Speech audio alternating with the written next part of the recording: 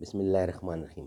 ناظرین، آج کا دوسرا ویلاگ امام غزالی اور یقین اور اذعان کی صورتیں، یہ ہمارا دوسرا ویلاگ ہے۔ پیج ہے 61۔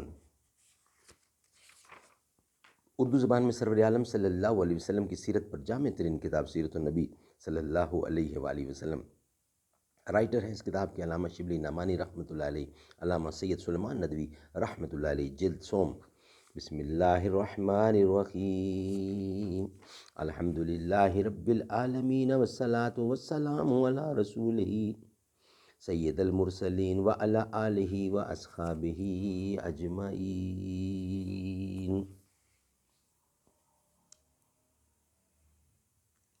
یوں کہتے تھا دل میں جو یار آتا، کہنے کی ہی باتیں ہیں کچھ بھی نہیں کہا جاتا۔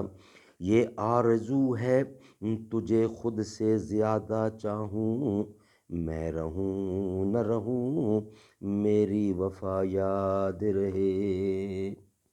امام غزالی اور یقین اور اذعان کی صورتیں، پیج 61۔ امام غزالی نے الجامع العلوم میں اس مسئلے پر تفصیل سے بحث کی ہے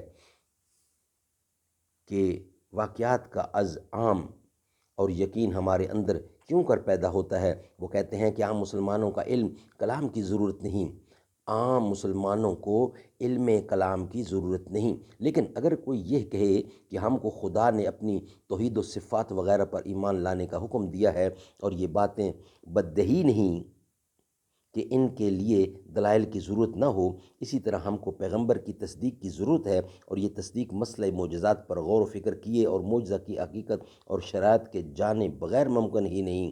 اسی بنا پر علم کلام کی اشد ضرورت ہے۔ تو امام صاحب اس کے جواب میں کہتے ہیں کہ عام مخلوق کو صرف ان چیزوں پر ایمان لانا فرض ہے، اور ایمان اس یقین جازم کا نام ہے جس میں تودع اور شک نہ ہو، اور اس میں خطا اور غلطی کا خیال اس کو نہ ہو۔